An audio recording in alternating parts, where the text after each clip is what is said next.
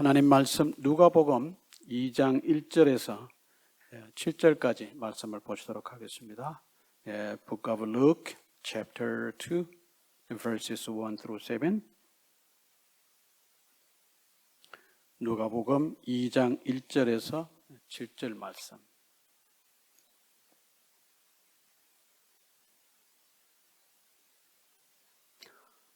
뜻을 생각하시면서 천천히 같이 읽으시겠습니다. 시작. 그때에 가이사 아구스토가 영을 내려 천하로 다 호적하라 하였으니 이 호적은 구레노가 수리아 총독이 되었을 때에 처음 한 것이라. 모든 사람이 호적하러 각각 고향으로 돌아가매 요셉도 다윗의 집 족속이므로 갈릴리 나사렛 동네에서 유대를 향하여 베들레헴이라 하는 다윗의 동네로 그 약혼한 마리아와 함께 호적하러 올라가니 마리아가 이미 잉태하였더라. 거기 있을 그때에 해산할 날이 차서 첫 아들을 낳아 강보로 싸서 고요에 누웠으니 이는 여관에 있을 곳이 없음이로라. 아멘. 자리에 앉으시겠습니다. 1절 말씀에 보니까 예수님의 탄생과 관련해서 큰 하나의 그 로마 정부의 어떤 그 행정적인 명령이 발동이 됐는데 그것이 뭐냐 하면은 아구스토가 영을 내려 천하로 다 호적하라 하였으니 그랬습니다. 여기서 천하라고 하는 것은 온 세상을 말하는 것이 아니라 로마 제국 전체를 말하는 것입니다. 그러니까 로마 제국에 속한 모든 나라에 명령을 내려서 다 호적을 해라. 호적을 해라 했습니다. 여기서 호적을 하라고 하는 것은 영어로 말하면 get register입니다. register라는 것입니다. 그래서 여기에서 호적을 하라고 한 목적은 어떤 군사적인 어떤 그런 장정들의 숫자를 파악하기 위해서 군대에 갈 수 있는 사람들을 모집하기 위해서 하는 것이 아니라 세금을 이제 거두어 드릴 목적으로 이 호적을 하라고 했다고 이제 학자들은 그렇게 봅니다. 왜냐하면 로마 제국 시대의 유대인들은 군역이 면제가 되었다고 합니다. 그래서 유대인들에게 이런 명령을 한 것은 이 명령이 해당되는 것은 군사적 목적이 아니라 세금 목적이다. 그렇게 봅니다. The Jewish people, had to get registered for the purpose of assessing tax. 텍스를 이제 더 걷어들이기 위해서 다 호적을 하라고 했다. 그랬습니다. 그러니까 이 명령을 통해서, 이 칙령을 통해서 구체적으로 로마 제국의 황제는 아구스토일 때고, 그 다음에 이제 조금 더 초점을 이렇게 좁히면은 예수님이 나셨던 나라와 관련해서 이것은 수리아의 총독 구레뇨가 이제 총독이 되었을 때 처음 한 것이다. 이렇게 했습니다. 그러니까 누가가 이 중요한 역사적인 어떤 사실들을 여기서 얘기하는 것은 그것입니다. 예수님의 탄생이 어떤 역사적 근거가 없는 어떤 꾸며낸 어떤 지어진 그런 사건이 아니라 인간의 실제적인 구체적인 역사 속에 예수님께서 탄생을 하셨다. 좀 뭐 유식한 말로 하면은 학자들은 그렇게 얘기합니다. 예수님의 탄생을 인간의 역사와 연결짓는 그런 내용이 바로 1절과 2절 말씀이다. 그렇습니다. According to the verses 1 and 2, the author of the Luke, he tried to connect Jesus' birth with the human history. 예수님이 전혀 인간의 역사와 관계없이 그렇게 태어나신 분이 아니라 분명히 예수님은 인간의 역사에 태어나신 분이다. 인간 역사 속에 태어나신 분이다. 그러니까 예수님의 탄생을 역사적인 근거로 들어서 명확하게 하기 위해서 누가가 이 두 가지 중요한 사실을 여기서 이제 기록을 하고 있습니다. 이 칙령을 따라서 3절 말씀에 보니까 이제 모든 사람이 호적하러 각각 고향으로 돌아가매 그렇습니다. 다 고향으로 돌아갔다. 여기서 모든 사람은 유대인뿐만이 아니라 로마 제국에 속한 모든 사람이라고 이제 그렇게 보는 것입니다. 그러니까 4절 말씀에 이 칙령에 따라서 요셉도 다윗의 집 족속이므로 갈릴리 나사렛 동네에서 유대를 향하여 베들레헴이라 하는 다윗의 동네로 5절 말씀에 그 약혼한 마리아와 함께 호적하러 올라가니 그랬습니다. 요셉 역시 유대인이기 때문에 그의 유대적 전통을 따라서 또 로마 정부의 명령에 의해서 자기의 이제 고향으로 돌아갔다. 우리 3절 말씀에 보면은 각각 고향으로 돌아갔다 그랬습니다. 뭐 영어로 번역된 데는 보면 his own town이라고 돼 있고, 조금 더 요거를 좀 이렇게 사실적인 어떤 역사적인 근거에서 할 때 ancestral town이라고 이제 보통 그렇게 얘기를 합니다. 그러니까 자기 조상들이 대대로 살았던 그 동네로 돌아갔다는 거예요. 우리 한국 사람들은 이런 것이 이해가 갑니다. 미국 사람들은 이해가 잘 안 갈 수도 있어요. 물론 뭐 요즘에 미국 사람들이 뿌리에 대해서 관심을 많이 가지고 이제 지니어로지 같은 거에 대해서 막 찾아보고 그러는 사람들이 많이 생겼습니다만은, 그러나 대부분의 경우에 보면은 물어보면 잘 몰라요. 너 조상이 어디서 왔냐 그러면 그냥 뭐 유럽에서 왔다고 그냥 이렇게 막연한 사실을 얘기합니다. 그러나 우리 한국 사람들 같은 경우에는 얼마 전까지도 뭐가 있었어요? 본적이 있었지 않습니까? 본적을 본 적 있으시는가요? 예, 다 어른들은 아실 거예요. 본적이 있습니다. 저도 본적이 있습니다. 제 본적은 경상북도 상주시 이안면 384번지입니다. 문창리 384번지.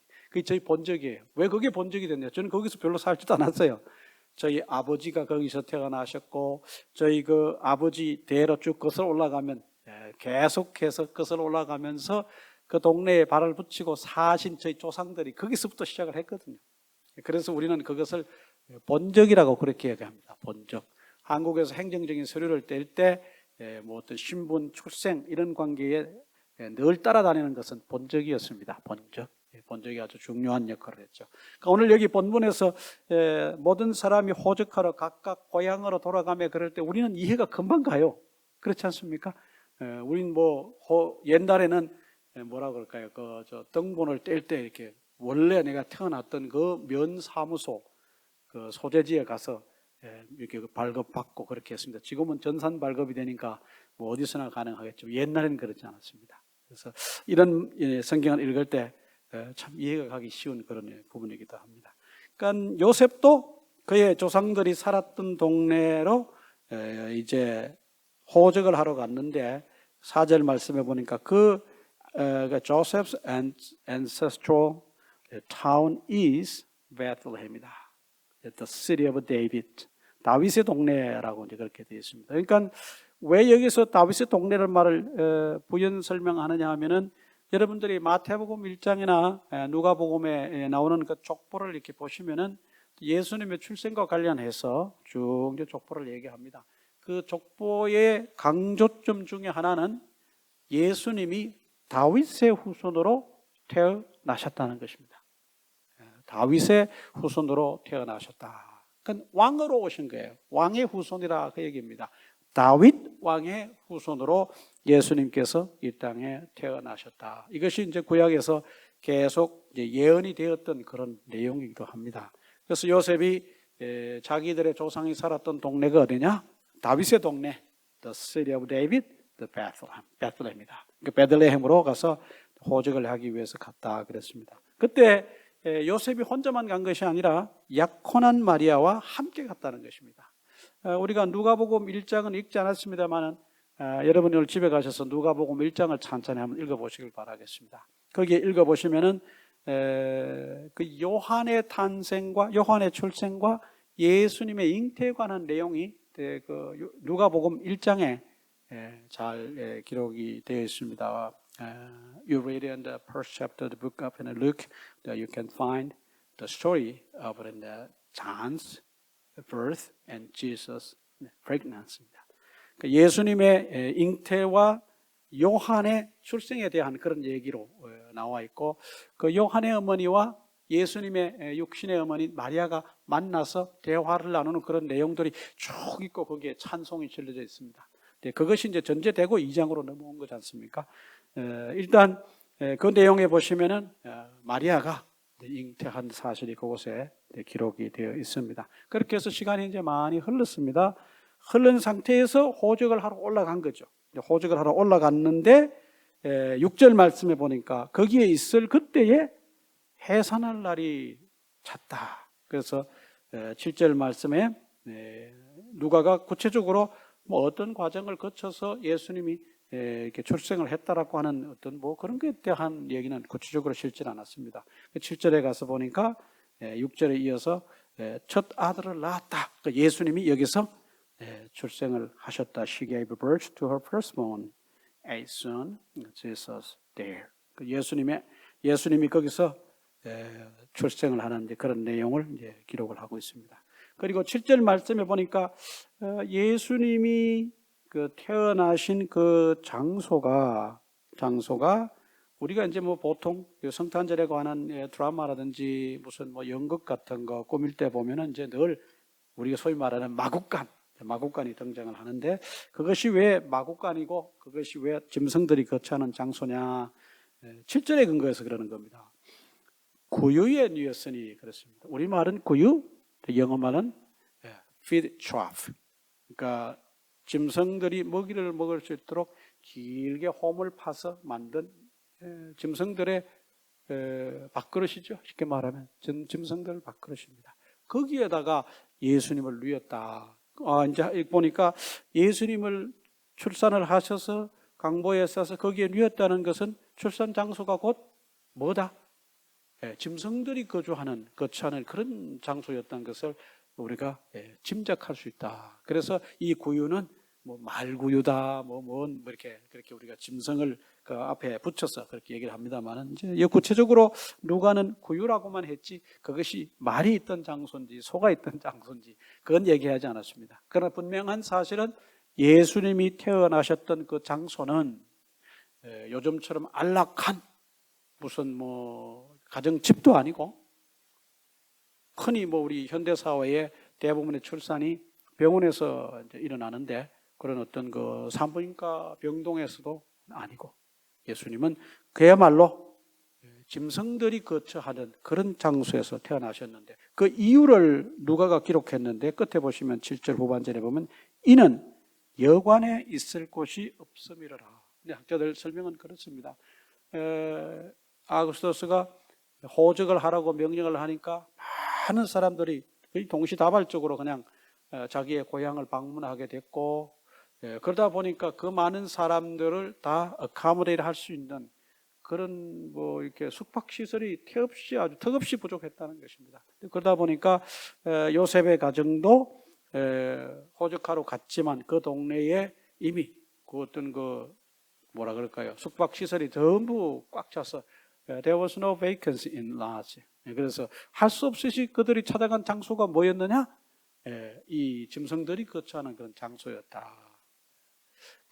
우리가 잘 이제 이해가 가지 않을 수 있는데 유대인들의 어떤 과학 구조 같은 거, 그 당시에 중동의 가옥 구조를 보면은 1층은 이렇게 짐승들이 머물 수 있는 그런 흙간이나 혹은 뭐 이렇게 뭐라 그럴까요?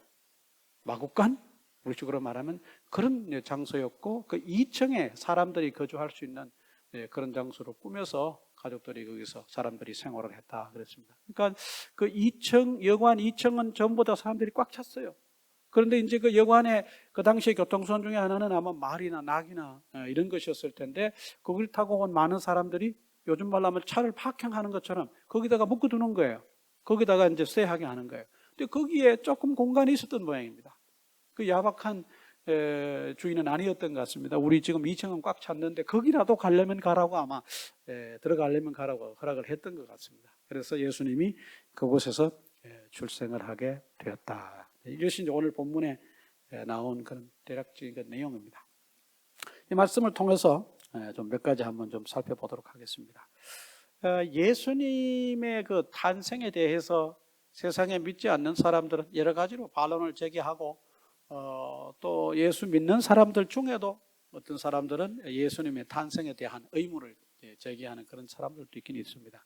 그러니까 믿지 않는 사람들이 자주 공격하는 것 중에 하나는 예수님 출생에 대한 사실성이에요. 팩트에 관한 것입니다. 예. 그 예수님이 정말 탄생하셨느냐? 예수님이 정말 무슨 뭐 가공한 어떤 뭐 신적 어떤 존재라고 가공된 가공의 인물이 아니냐? 예? 너희 예수 믿는 기독교인들이 그렇게 추앙하는 그 예수라는 존재가 정말 있느냐?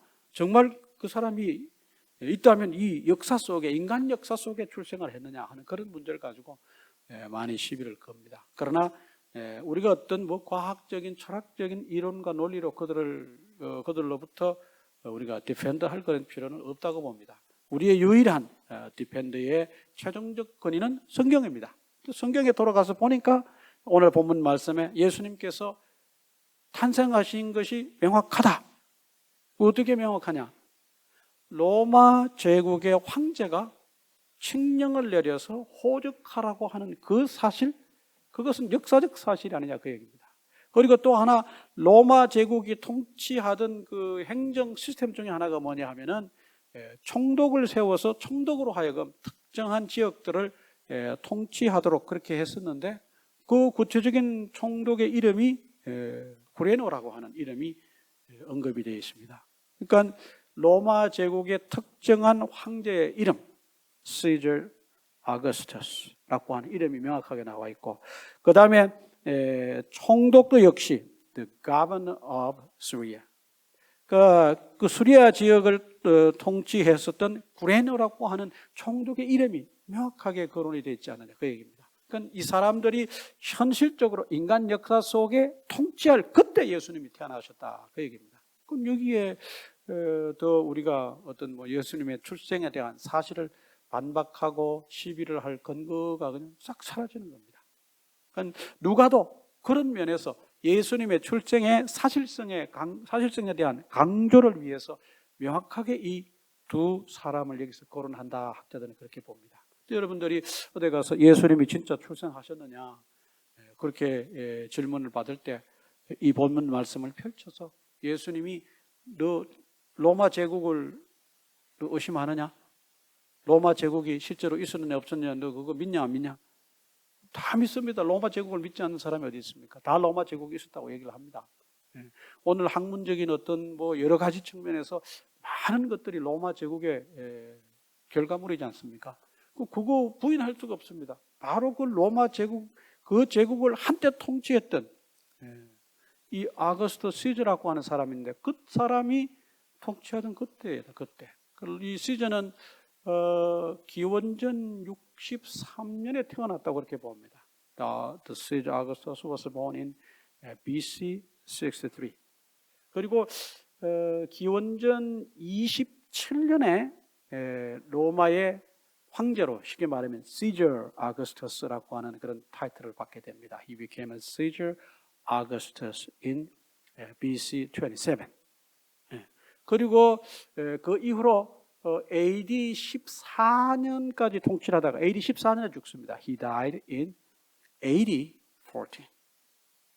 아주 명확한 역사적 사실입니다. 이것은 아거스터스에 대한 명확한 사실. 그 분명한 사람이 통치하던 그때에 그 사람의 명령에 의해서 호적하라고 했었고 호적하라고 한 그 사건과 관련해서 예수님이 출생했다. 이걸 어떻게 부인할 수 있겠느냐? 그 얘기입니다. 여러분이 예수님을 믿고 신앙생활을 하지만 우리가 육신의 예수님을 본 적이 없기 때문에 예수님에 대한 생각이 때로는 모호할 때도 있어요, 없어요? 말씀은 안 하셔서 그렇지 다들 한 번씩은 그런 생각을 했을 겁니다. 저 역시도 그런 생각을 했었어요.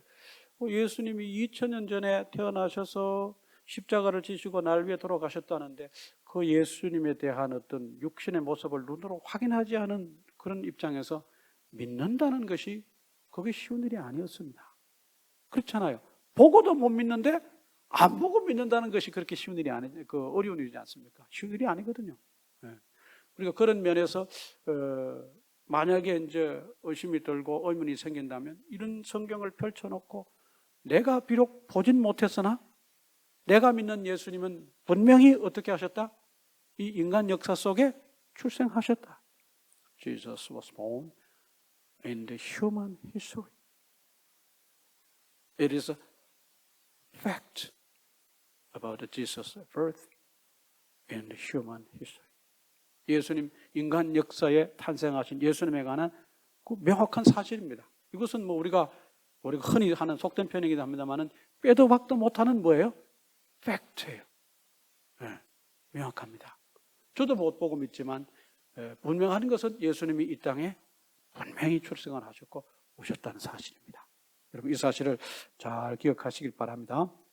또 하나 이 말씀을 통해서 좀 살펴볼 것은 그것입니다.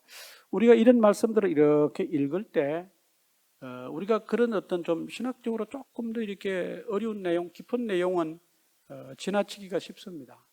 하나님의 역사가 많은 경우에 보면은 인간 세계에 나타난 어떤 중요한 인물이나 어떤 사건을 통해서 하나님의 역사가 진행되고 이루어지는 그런 모습들을 볼 수 있습니다. 오늘 본문에서 이 가이사 아구스토라고 하는 사람은 어떻게 보면 하나님의 역사를 이루는 일에 있어서 중요한 대리인의 역할을 하는 것입니다. In today's passage, the Caesar Augustus is a divine agent for the purpose of fulfilling God's plan. 하나님의 어떤 계획을 이루시는 데 있어서 divine agent, 대리인이에요. 그것이 일어날 수 있도록 가능하도록 하나님이 쓰신 사람이에요. 참 신기하지 않습니까? 예수 안 믿는 사람을 통해서도 하나님은 하나님의 역사를 이루어 가시는 그런 모습을 많이 보는데 그 중에 사건 중에 하나가 바로 이런 경우입니다. 여러분 구약 성경에 잘 아시는 사건 있지 않습니까? 남왕조가 바벨론에 의해서 포로가 돼서 잡혀갈 때 예레미야가 그렇게 예언을 합니다. 이 포로가 70년이 될 것이다. 그런 얘기를 합니다.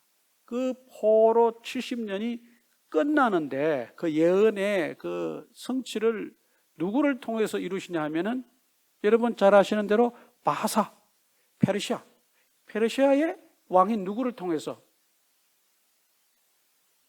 고레스를 통해서 이루시지 않습니까? 성경에 하나님이 그는 내 아들이라고 그렇게 호칭을 하는 정도로 역시 고레스를 통해서 하나님의 그 계획이 성취가 됐습니다. In Old Testament we can see another example.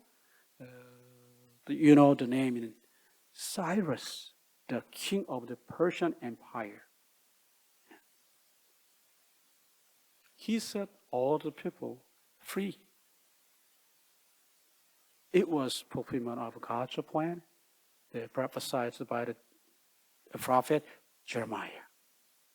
예레미야에 의해서 예언된 그 하나님의 계획이 이 사람의 명령 하나에 의해서 성취가 되고 이루어졌습니다.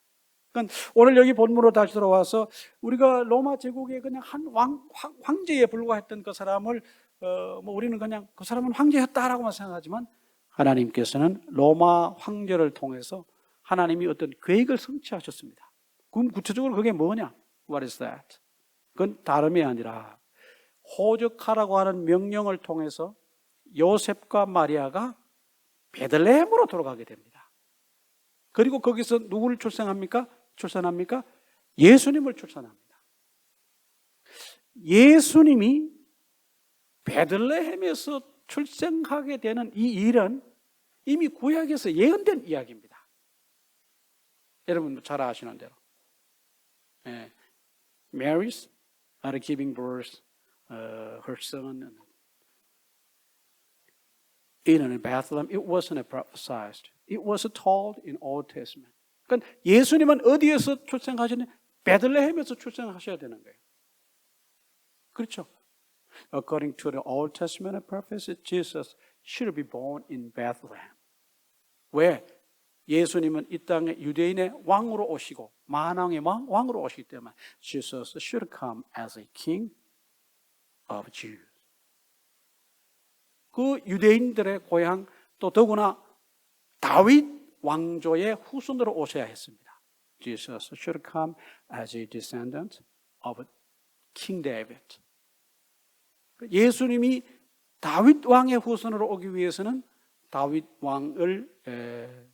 왕의 고향인 그 베들레헴에서 출생해야만 그 모든 것이 이렇게 딱딱 아구가 맞아 들어가는 것처럼 그렇게 진행이 되는 것입니다. 그러니까 하나님이 원래 예수님의 출생을 다윗의 후손으로 오게 하시고, 그러자면 그가 베들레헴에서 출생을 해야 되는데, 이 과제를 이루는 일에 하나님께서 누구를 쓰셨냐 하면은 가이사 아구소서를 썼어요. 그리고 그로 하여금 모든 사람들은 각기 자기 고향으로 돌아가서 호적을 해라라고 하는 칙령을 내렸습니다. 에딕트를 내렸습니다.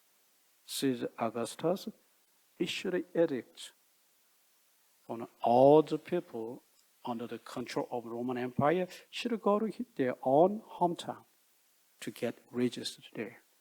그러니까 그 명령에 의해서 사람들은 다 고향으로 돌아갔고, 그 중에 요셉의 가정도 그 명령을 쫓아서 여기에 들어왔고, 그때 예수님이 태어났는데, 우리가 인간적으로 볼 때는 아무것도 아닌 것 같으나 이것은 하나님께서 구약의 여러 사람을 통해서 예언하시고, 특별히 미가를 통해서 예언한 그 예언의 성취를 이 과정을 통해서 이루셨습니다. 그러니까 예수님이 이 땅에 태어나신 사건은 인간적 노력의 산물이기도 하지만, 하나님께서 그 인간 에이전트들을 하나님이 사용하셔서 그 계획하심 속에 예수님이 이 땅에 오게 하신 심대한, 아주 뭐라 그럴까요? 심원한 하나님의 계획 가운데 예수님이 이 땅에 오신 겁니다. 우리가 성탄절이 됐을 때 그냥 단순히 기뻐하다는 것만 생각을 하는데, 우리가 예수님 탄생과 관련해서 이런 중요한 배경적인 이런 일들과 하나님의 역사하심이 그곳에 있었다는 사실을 깊이 인식하는 것은 전 매우 중요하다고 생각합니다. 또 하나 오늘 말씀을 통해서 살펴볼 것은 그것입니다. 이것은 늘 얘기되어져 오던 그런 많은 설교의 내용이기도 합니다. 7절 말씀에 쳐다들어라 강보로 싸서 고요연이었으니 이는 여관에 있을 곳이 없습니다. 굉장히 상징적인 이야기입니다. 이 땅에 메시아로 오신 그 왕이신 예수님이 화로운 궁전에서 출생한 것이 아니라 이 동물들이 거처하는 그 뭐라 그럴까요? 위생적으로도 그렇게 썩 좋지 않았을 것이고, 공간도 협소할 것이고, 뭐 여러 가지 면에 참 열악한 그런 낮은 곳, 위천한 곳에 그 장소에서 예수님이 출생하셨다는 것은 누가가 이 사실을 기록하고 예수님이 이곳에서 출생했다고 하는 걸 우리에게 가르치는 것은 특별한 의미를 그곳에 담고 있기 때문에 그렇습니다. 장차 이 세상의 왕으로 오신 하나님의 독생자 예수 그리스도께서 그렇게 낮은 자리에 오셨다는 것은 앞으로 예수님께서 어떤 왕이 되실 것인가, 어떤 하나님의 아들이 될 것인가에 대한 예시, is kind of an indication that Jesus will become what kind of king in the future. 그러니까 어떤 종류의 왕이 될지에 대해서 누가가 이것을 통해서 보여주려고 하는 것이다. 그러면 그 어떤 왕이냐? 예수님은 왕으로 오셨지만 화려한 궁궐이 아니라 이 낮고 천한 곳에 오셨는데, 이것은 곧 다름 아닌 humble king이 될 것이다. 아주 겸손한 왕이 될 것이다. 얘기입니다. 우리가 예수님의 탄생과 관련해서 이런 면들을 잘 생각해 보면, 오늘날 우리가 그 아기 예수님의 탄생을 기뻐하고 감사하고 즐거워하는데, 우리의 어떤 실제적인 어떤 신앙적인 삶은 그 험벌하기보다는, 우리 아까 안 집사님 기도하실 때 그런 내용을 언급했습니다만은, 너무 우리는 화려하고 좋은 것만 쫓아가는 모습이에요. 높은 자리 좋아하고 높아지는 것 좋아하고, 언제부턴가 교회가 너무 호화찬란 휘황찬란하고 그런 것만 자꾸 추구하고 그것이 하나님의 영광이라고만 자꾸 이렇게 뭐랄까요, 한정짓는 그런 모습이 오늘 현대 교회 안에 있습니다. 뭐 그렇다고 뭐 지질이 가난해서 뭐 그건 아닙니다. 우리가 그런 외부적인 어떤 그런 큰 성장과 더불어 우리가 빼놓지 말고 잊지 말아야 될 것은, 우리가 믿는 그 예수님이 이 땅에 오실 때 어떤 모습으로 오셨는가, 어디에서 탄생하셨는가, 누가가 그것을 통해서 보여주려고 하는 것은 예수님이 얼마나 험벌한 겸손한 왕으로 오셨는가에 대한 그 사실입니다. 그러니까 우리가 교회가 커지고 뭐 여러 가지 면에서 뭐 이렇게 시선이나 이런 것들이 호화롭고 찬란해질지라도 그 중심 속에 절대로 잊어서는 안 되는 것은 뭐냐? 겸손함입니다. 겸손함. 근데 오늘날 우리가 많이 주변을 살펴봐도 이 겸손한 왕으로 메시아로 오신 그 예수님을 닮은 우리들의 겸손한 모습이 지금은 많이 사라졌어요. 잘 없어요.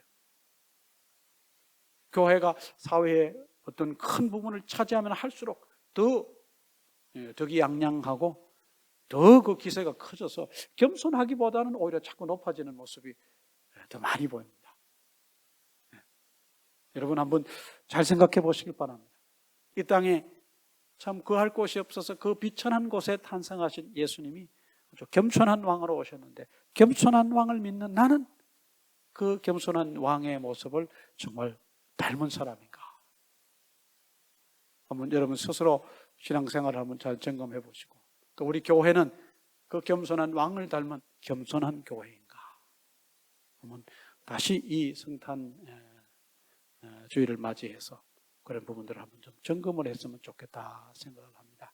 오늘 말씀을 통해서 조금 더 성탄절에 대해서 우리가 한쪽 측면 예수님이 이 땅에 오신 것을 그저 기뻐만 하고 뛰는 것이 아니라 그 이면에 역사하신 하나님의 놀라운 섭리들을 다시 한번 보고, 예수님이 이 땅에 오신 사건이 보통 대단한 일, 보통 위대한 일이 아니구나 하는 것에 대해서 더 깊은 감격과 감동이 있으시고, 하나님의 크신 역사에 대한 놀라움을 다시 한번 발견하는 그런 성탄이 됐으면 좋겠고, 이 겸손한 왕으로 오신 예수님처럼 우리가 앞으로 더 겸손하고 교회도 겸손한 그런 우리가 되어야 되겠다 생각해 보시길 바랍니다. 기도하겠습니다.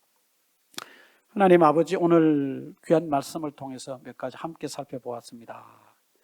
하나님께서 큰 뜻을 이루시기 위해서 우리가 생각하기에 상식적으로 하나님의 역사와는 관련이 없으리라고 생각되는 세상의 불신의 왕을, 황제를 사용하셨고, 그 황제의 칙령을 통해서 예수님께서 베들레헴에서 나셔야만 되는 구약의 예언을 성취해 가시는 모습을 보면서 하나님께서 얼마나 세심하게 예수님의 탄생을 계획하시고 실행하셨는가 우리가 오늘 말씀을 통해서 봅니다.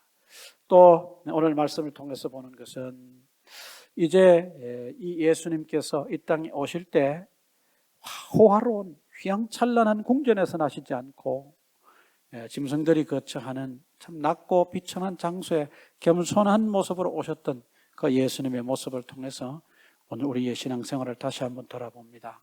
누가는 이 사실을 통해서 예수님께서 겸손한 왕으로 오셨음을 나타내 보여주는데, 우리가 그 겸손한 왕이신 예수님의 참 제자로 살아가고 그 예수님을 우리의 구세주로 왕으로 고백하고 살아갈 때 우리 개인 각자는 어떤 신앙생활을 하고 있는가, 정말 내 신앙의 자세는 겸손한가 다시 한번 돌아보게 하시고, 오늘 우리 교회는 정말 겸손한 교회인가, 이런 면에 대해서도 다시 한번 예수님의 탄생을 기해서 깊이 생각해 볼 수 있도록 도와주시기를 원합니다. 이번 한 주간도 이 귀한 말씀을 깊이 묵상하면서 예수님이 이 땅에 탄생하신 이 사건을 통해서 다시 한번 기뻐 감사하고 하나님 은혜에 참 감격하는 한 주가 될 수 있도록 도와주시고, 아직도 이 기쁜 소식을 모르는 사람들에게 우리가 이 소식을 전가할 수 있도록 역사해 주시기를 원합니다.